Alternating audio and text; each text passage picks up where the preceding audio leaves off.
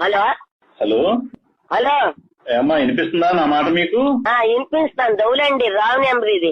Wrong number కాదమ్మా, మీరు ఓలేటి లక్ష్మి గారేనా? ఓలేటి లక్ష్మి గారేనా మాట్లాడేది? ఏదుండి కేకేస్తాను. లక్ష్మే లక్ష్మే ఫోన్ వచ్చింది అండి వస్తాను. అలాగే మేడం.